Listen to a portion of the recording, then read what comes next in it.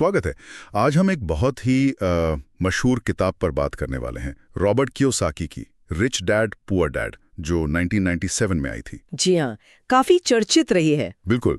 तो हमारे पास कुछ रिव्यूज हैं इस किताब के, और हम कोशिश करेंगे कि इसके जो मेन आइडिया हैं, इसकी क्या खूबियां हैं, और हाँ, जो आलोचनाएं भी हुई हैं उन सब पर एक नजर डालें। बिल्कुल।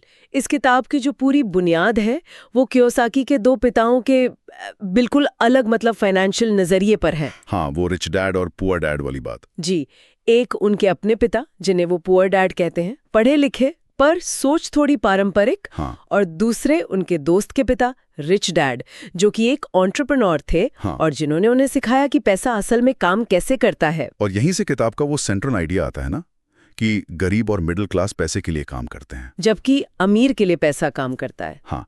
सुनने में शायद ये सिंपल लगे, पर इसने लाखों लोगों की सोच पर असर डाला है। लो चलिए इसके जो मुख्य सबक हैं उन पर आते हैं। वो एसेट्स बनाम लायबिलिटीज वाली बात, उसने तो काफी हलचल मचाई थी। हाँ, वो शायद उनका सबसे फेमस कॉन्सेप्ट है। कियोसाकी ने पारंपरिक परिभाषाओं को एकदम चैलेंज किया। उनके हिसाब से एसेट वो है जो आपकी जेब में पैसा डाले, जैसे किराए पर दी हुई प्रॉपर्टीज, स्टॉक से डिविडेंड। और लायबिलिटी वो जो पैसा निकाले, कार लोन, क्रेडिट कार्ड का बिल। और घर, उन्होंने घर के बारे में क्या कहा था? हाँ, वही तो। उन्होंने कहा कि आपका अपना घर भी अगर उस पर लोन चल रहा है तो वो एसेट नहीं, लायबिलिटी है, क्योंकि वो हर महीने आपकी जेब से पैसा निकाल रहा है। ये 1997 के हिसाब से तो बहुत रैडिकल विचार था। सही कहा, क्योंकि ज्यादातर लोग तो घर को ही अपनी सबसे बड़ी संपत्ति मानते हैं। अच्छा, और फिर वो फाइनेंशियल एजुकेशन पर भी बहुत जोर देते हैं। बिल्कुल। उनका मानना था कि स्कूल हमें एकेडमिक्स तो सिखाते हैं, पर पैसा मैनेज करना वो नहीं सिखाते। और फाइनेंशियल लिटरेसी वित्तीय साक्षरता बहुत जरूरी है, ताकि हम समझ सकें कि पैसा कैसे काम करता है और उसे अपने लिए कैसे काम पर लगा सकते हैं। बिल्कुल, इसी से जुड़ा उनका वो विचार है कि पैसे के लिए काम मत करो। इसका मतलब नौकरी छोड़ दो? नहीं नहीं, नौकरी छोड़ना नहीं, बल्कि माइंडसेट बदलना। सिर्फ सैलरी पर डिपेंडेंट रहने की बजाय इनकम के नए सोर्स बनाओ, जैसे अपना कोई बिजनेस शुरू करना या इन्वेस्ट करना। और वो रिस्क लेने की बात भी करते हैं। हाँ, पर वो कैलकुलेटेड रिस्क की बात करते हैं। उनका कहना है कि अमीर लोग रिस्क से बचते नहीं, वो उसे समझते हैं और मैनेज करना सीखते हैं। बिल्कुल सेफ खेलने से तो फिर नतीजे भी एवरेज ही मिलते हैं ना। सही। अच्छा, एक और चीज थी, टैक्स और कॉर्पोरेशंस, वो क्या था? हाँ, वो थोड़ा टेक्निकल लगता है, पर बेसिक आइडिया ये है कि अमीर लोग अक्सर कॉर्पोरेशंस कंपनियां बनाते हैं। इससे उन्हें टैक्स नियमों का फायदा उठाने में मदद मिलती है, जैसे बिजनेस के खर्चे दिखाकर टैक्स कम करना। ये सब लीगल है, पर जानकारी होनी चाहिए। समझ गया। तो ये कुछ बड़े सबक थे, पर किताब इतनी पॉपुलर क्यों हुई? इसकी ताकत क्या थी? सबसे बड़ी ताकत शायद इसकी सिंपल भाषा है, एकदम बातचीत वाली स्टाइल।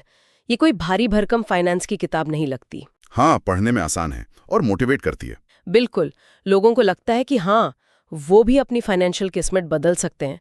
और ये उस पुरानी सोच को चैलेंज करती है कि बस अच्छी पढ़ाई करो, अच्छी नौकरी मिलेगी और लाइफ सेट है। हाँ, माइंडसेट शिफ्ट वाली बात। लेकिन इसकी आलोचनाएं भी तो हुई हैं। हाँ, वो भी काफी हुई हैं। सबसे आम ये है कि किताब मोटिवेशन तो देती है, पर प्रैक्टिकल स्टेप्स कैसे करें वो कम बताती है। फिलॉसफी ज्यादा है, एक्शन प्लान कम। अच्छा, और वो रिच डैड पुअर डैड वाला कॉन्सेप्ट, उस पर भी सवाल उठे।